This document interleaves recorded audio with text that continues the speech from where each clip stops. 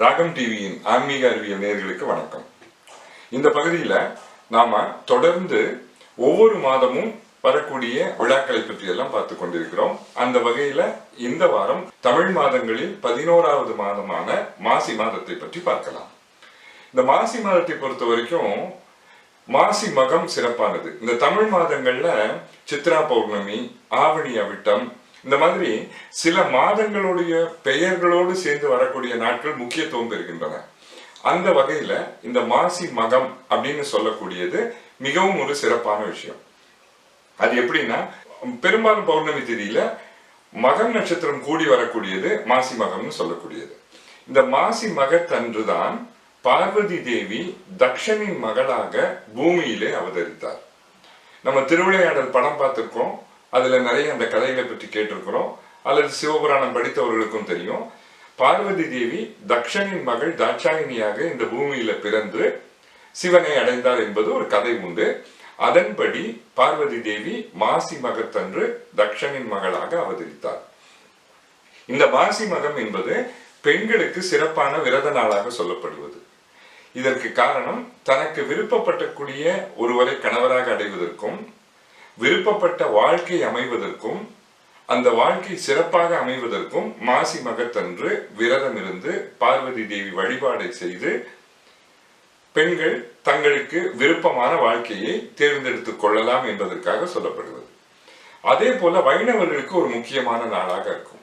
என்னன்னா, வராக அவதாரம் பாதாளத்திலே இருந்த பூமியை வெளியே கொண்டு வந்தது. அதனால இந்த மாசி மகத்தை பூமி ரீஜெனரேட் ஆன நாளா கொண்டாடுவாங்க.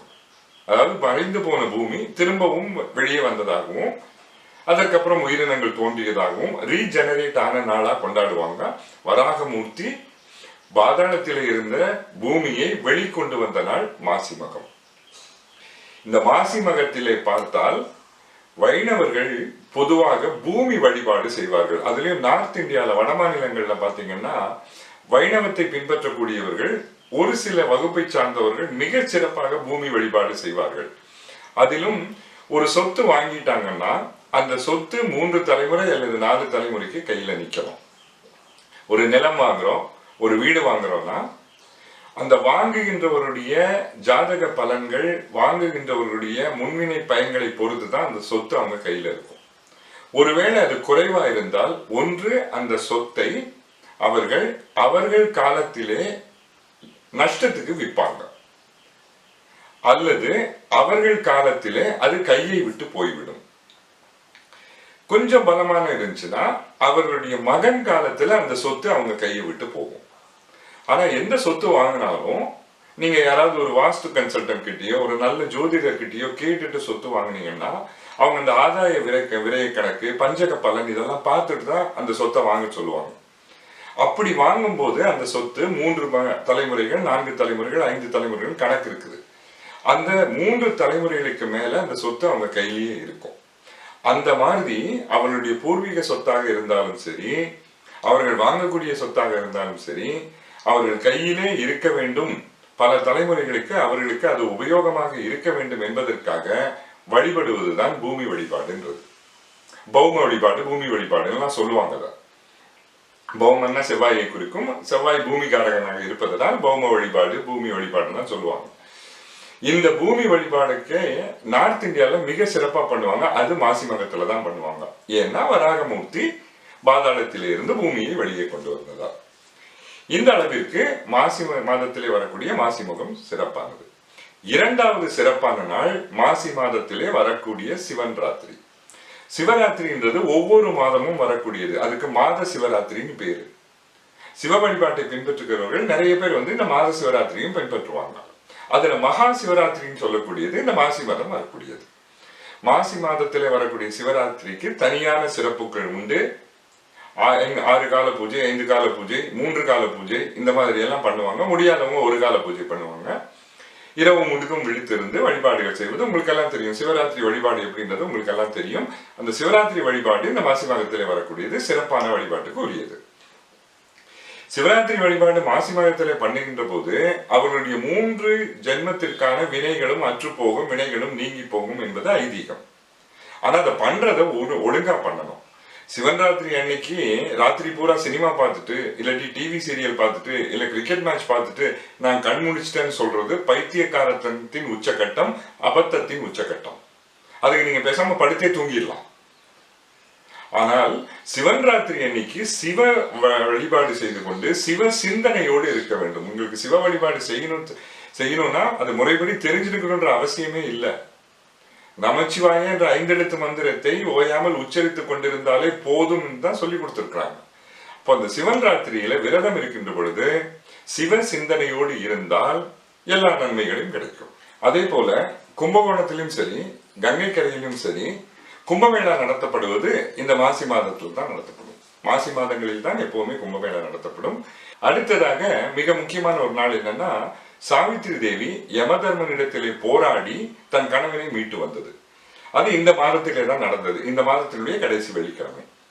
கடைசி வெள்ளிக்கிழமை என்று பெண்கள் சிவ வழிபாடு செய்து சிவலிங்கத்திற்கு வழிபாடு. அதுலயும் சிவலிங்கத்துல பாத்தீங்கன்னா தனித்தனியான அம்சங்கள் உண்டு. அந்த தனித்தனியான அம்சங்களில் தாராலிங்கம் என்று ஒரு அம்சம் உண்டு.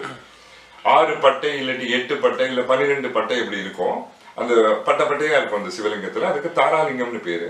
அந்த தாராலிங்கத்தை வைத்து வழிபாடு செய்து வந்தால் நோயுற்ற கணவனை மீட்க முடியும். இது நிறைய பேருக்கு அனுபவபூர்வமாக கண்ட உண்மை.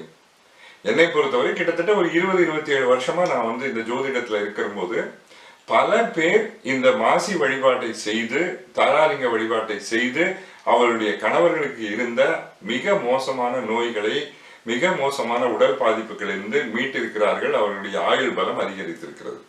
இது அனுபவபூர்வமான உண்மை. இந்த சாவித்திரி தேவியினுடைய வழிபாடு இந்த மாசி மாசத்துல தான் நடக்குது. இன்னொரு முக்கியமான விஷயம், அன்னாபிஷேகம்னு நீங்க கேள்விப்பட்டிருப்பீங்க.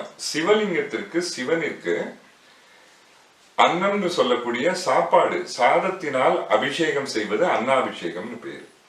இந்த அன்னாபிஷேகம் வருடத்திலே மற்ற மாதங்களிலே செய்வதை விட மாசி மாதத்திலே செய்வது மிக மிக நல்லது. இந்த அன்னாபிஷேகம் பொறுத்தவரை 2 விஷயம் உண்டு. செய்யக்கூடாத மாதங்கள்னும் உண்டு. எந்த மாதங்களில் செய்யக்கூடாதுன்னு இருக்கு. ஒவ்வொருடைய ஜாதகத்தை வைத்து, அவருடைய லக்னத்தை வைத்து கணித்து சொல்லுவார்கள் இந்தந்த மாதங்களில் அன்னாபிஷேகம் செய்யக்கூடாது என்பது. அந்த மாதங்களில் அவருடைய லக்ன பலனுக்கு எதிராக இருக்கக்கூடிய மாதங்களில் அன்னாபிஷேகம் செய்தால் அந்த வீட்டிலே வறுமை தாண்டவமாடும். எப்படி ஆன்மீகத்தை பொறுத்தவரை நன்மைகள் நிறைய இருக்குதோ அதே போல தீமைகளும் உண்டு. ஏன்னா ஆன்மீகம் என்பது முழுக்க முழுக்க அதிர்வலைகளோடு தொடர்புடையது, வைப்ரேஷன்ஸோட தொடர்புடையது. அதனால நீங்க நல்லது செஞ்சா நல்லது கிடைக்கும், கெட்டது செஞ்சா கெட்டது கிடைக்கும், தவறா செஞ்சா கெட்டது கிடைக்கும். அன்னாபிஷேகம் என்பது மாசி மாதத்திலே செய்தால் மிக அதிகமான நன்மைகளை தரக்கூடியது.